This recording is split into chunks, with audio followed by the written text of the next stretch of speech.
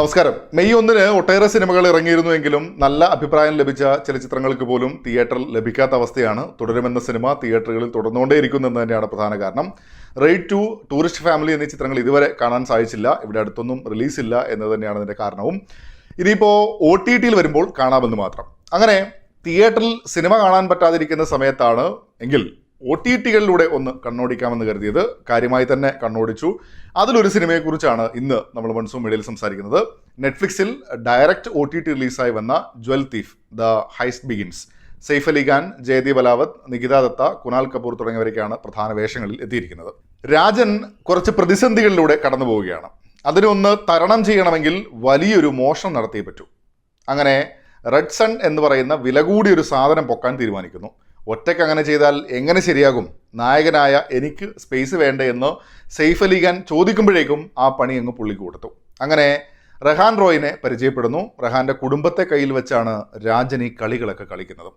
പിന്നെ നായിക വരും, ട്വിസ്റ്റ് വരും, ആക്ഷൻ വരും, മോഷണം വരും. പിന്നെ എല്ലാം പോകുമ്പോൾ പടം കഴിഞ്ഞ അവസ്ഥയായിരിക്കുമല്ലോ. അതങ്ങനെയാണല്ലോ. തീർത്തും നിർഗുണമെന്ന് പറയാവുന്ന ഒരു ത്രില്ലർ. ഒരാൾ സംവിധാനം ചെയ്ത് പോരാ എന്ന് തോന്നി അടുത്ത ആൾ വന്ന് റീഷൂട്ട് ചെയ്ത് ഇറക്കി എന്നൊക്കെയാണ് ഞാൻ അതിനെക്കുറിച്ച് കേട്ടത്. ഇനിയിപ്പോൾ പറഞ്ഞിട്ടെന്താ, ഇറങ്ങിക്കഴിഞ്ഞല്ലോ. മോഷണം പ്രമേയമാകുന്ന സിനിമകൾ എന്ന് പറയുമ്പോൾ ആ മോഷണ പരിപാടി ആയിരിക്കണമല്ലോ സിനിമയിലെ ഏറ്റവും ത്രില്ലിംഗ് ആയിട്ട് വരേണ്ടത്. ഇവിടെ അങ്ങനെ ഒരു ത്രില്ലിംഗ് പരിപാടിയെ ഫീൽ ചെയ്തില്ല.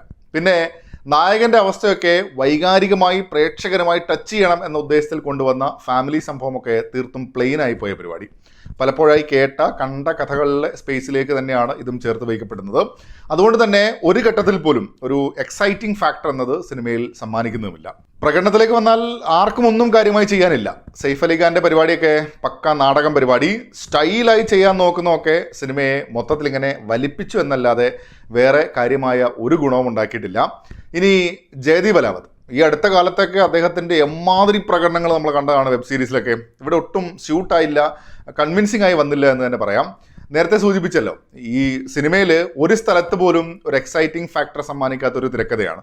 അതിൽ പ്രകടനം കൊണ്ട് മാത്രം എന്തെങ്കിലും ആക്കി വയ്ക്കുന്നതിൽ ഒരു ലിമിറ്റേഷൻ ഉണ്ട്, തീർച്ചയായിട്ടും ലിമിറ്റേഷൻ ഉണ്ട്.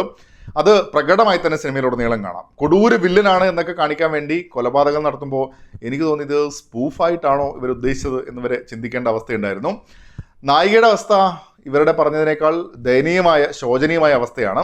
പിന്നെ കളറൊക്കെ വാരിത്തേച്ച് സീനുകൾ ഇങ്ങനെ മനോഹരമാക്കാനുള്ള ശ്രമങ്ങൾ കൂടെ ഉണ്ട് സിനിമയിൽ. അതുകൂടെ ഒന്ന് മെൻഷൻ ചെയ്യേണ്ടതാണ്. ഓവറോൾ ഒരു ത്രില്ലും സമ്മാനിക്കാത്ത ഒരു ത്രില്ലർ. സിനിമയുടെ പേര് കേൾക്കുമ്പോൾ തന്നെ ഈ ഒരു അപകടം ഞാൻ നേരത്തെ അറിയേണ്ടതായിരുന്നു. എന്തായാലും സിനിമ കണ്ടു കഴിഞ്ഞപ്പോൾ പറഞ്ഞിട്ട് കാര്യമില്ലല്ലോ. നെറ്റ്ഫ്ലിക്സിലാണ് സ്ട്രീം ചെയ്യുന്നത്. സമയവും സാഹചര്യവും ധാരാളമായിട്ടുണ്ട് എങ്കിൽ വേണമെങ്കിൽ പരിഗണിക്കാം. ചിലപ്പോൾ നിങ്ങൾക്ക് ത്രില്ല് കിട്ടിയാലോ. സിനിമ കണ്ടവരുണ്ട് എങ്കിൽ തീർച്ചയായും അവരുടെ അഭിപ്രായങ്ങൾ കമൻറ്റ് ബോക്സിൽ പങ്കുവെക്കുന്നു വരുന്നു. മറ്റൊരു വീഡിയോ ആയിട്ട് നമുക്ക് വീണ്ടും കാണാം. അതുവരേക്കും ടേക്ക് കെയർ, ബൈ ബൈ.